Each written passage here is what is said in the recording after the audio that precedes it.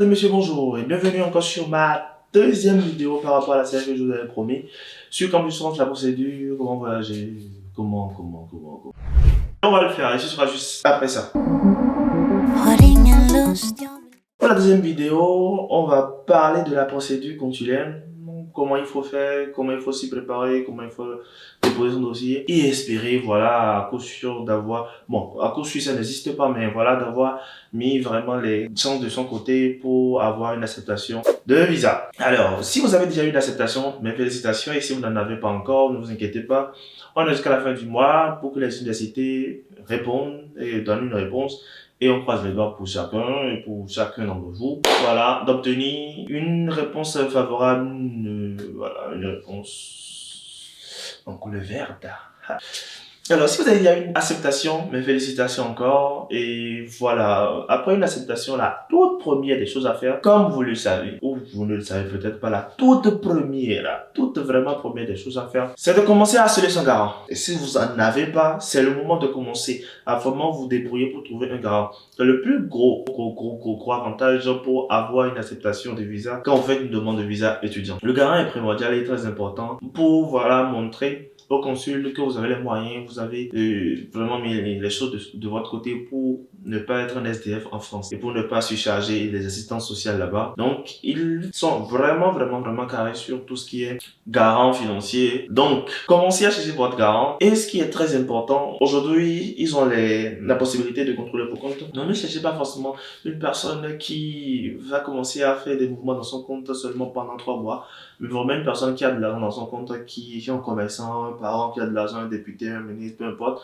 On a tous une personne dans nos familles qui a vraiment les moyens, qui peut nous aider. Et même si vous n'avez pas une personne comme ça, cherchez une personne aux alentours, demandez à vos amis, demandez à quelqu'un qui a peut-être voilà, l'opportunité de vous aider par rapport à la recherche d'un garant. Donc, le plus important, comme je vous le dis, c'est de commencer à chercher un garant de suite, un garant vraiment qui a les moyens. Si vous voulez faire une attestation de virement irrévocable, l'attestation de virement irrévocable, c'est une attestation qui permet, voilà, et qui donne l'autorisation à la banque arrivée en France de vous virer de l'argent directement chaque fin du mois, 615 € généralement, ou pour des personnes qui ont plus d'argent, qui ont plus de moyens pour aider les enfants, leurs cousins ou leurs amis. Donc, la première des choses, c'est de commencer à chercher son garant. Comme je vous l'ai dit, c'est très important de vraiment bien choisir son garant parce que souvent c'est le motif 3 ou motif 4 qui revient à chaque fois quand vous déposez un visa où le garant est un peu suspect. Donc je vous encourage vraiment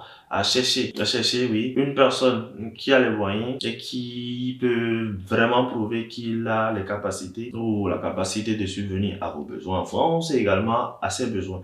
Donc il faut, si c'est une attestation de virement irrévocable, il faut que cette personne-là, voilà, gagne au moins chaque mois, vas-y, je vais pas être trop dur, au moins 1 600 000 francs dans son compte. Parce que c'est censé prouver au consul que la personne qui est censée être le garant est capable de subvenir à ses besoins de s'entretenir soi-même et peut également soutenir la personne qui voyage en cas de difficulté grave également. Donc il ne suffira pas juste d'avoir 615 € x 3 dans son compte pour être le garant d'une personne. Il faut vraiment qu'il y ait des mouvements, une personne qui retire. C'est pas un compte d'épargne. Faut pas que ça soit un compte d'épargne peut passer, hein, mais vraiment c'est rare, Donc, il faut que ça soit une personne qui génère, qui dépense, qui génère. Donc, on voit que c'est une personne qui a la possibilité, la capacité de vous venir en aide. Et si vous n'avez pas un garant, vous pouvez, voilà, faire un compte bloqué et montrer au consul également que vous avez mis de l'argent de côté pour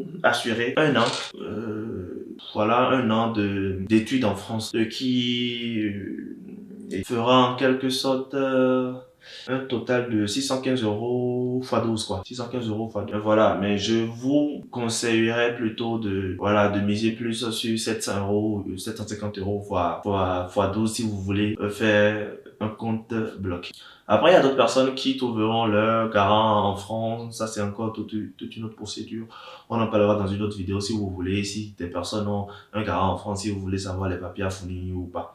Donc pour les garants dans vos propres pays, voilà, dans vos propres pays qui veulent vous aider à faire l'attestation de virement irrévocable, il va falloir l'attestation de virement irrévocable, les 3 derniers bulletins de paye et voilà une attestation sur l'honneur si la personne ne porte pas le même nom de famille que vous, une attestation sur l'honneur qui, voilà, et vous promettez ou vous jurez que cette personne-là fait partie de votre famille, que cette personne est prête à subvenir à vos besoins, plus une pièce d'identité de ce garant en question. Donc voilà. Vous voyez, seulement pour le garant là, j'ai énormément parlé parce que c'est hyper important dans la procédure consulaire. Voilà. Et l'autre chose encore un peu, voilà, un peu difficile à obtenir, à moins que vous ayez une personne qui habite en France ou des amis ou des connaissances ici, c'est l'attestation d'hébergement ou la preuve d'hébergement. Généralement, soit vous faites des réservations d'hôtel, beaucoup n'en font plus parce que les étudiants, souvent la majorité des personnes ont une connaissance qui a une connaissance qui a une connaissance, etc. Donc, l'autre chose, est que, comme je dis, c'est l'attestation d'hébergement. L'attestation d'hébergement fournie par une personne que vous connaissez ou pas. Donc, il faut que cette personne, l'attestation d'hébergement qu'on va vous fournir, la personne en question, habite dans un espace qui peut contenir 2 personnes. Ce sera en aucun cas un 14 ou un 12 mètres carrés.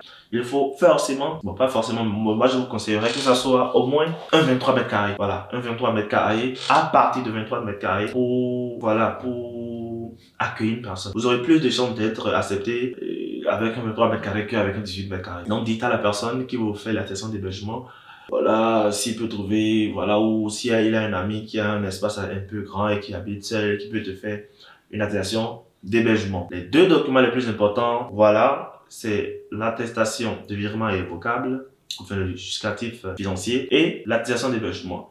Les autres documents fournis, vous le savez sûrement et vous savez comment il faut faire. Donc, je vous exhorte, je vous conseille de commencer à chercher ces 2 documents les plus importants pour le moment et vous commencez à les chercher de suite. Et si vous voulez valider votre acceptation sur Campus France, vous savez comment il faut faire. Je suis accepté. Vous choisissez votre université que vous voulez qui vous a accepté, vous validez, vous recevez en 24 heures ou voilà de suite. Ça dépend de votre dossier, votre attestation d'acceptation préalable. Donc voilà pour tout ce qui va concerner la préparation de dépôt consulaire. Pour aujourd'hui, on va se retrouver demain pour une autre vidéo, un autre épisode. Avant de vous quitter, je tiens à vous rappeler également qu'il faut faire vite. Vous n'êtes pas obligé de vous précipiter, mais anticiper pour ne pas être en retard. Il y a plein de personnes qui déposent leur demande de visa. Il y aura plein de personnes. Donc je vous conseille plutôt de vite dévoter vos demandes de visa et venez profiter du soleil cet été. À bientôt!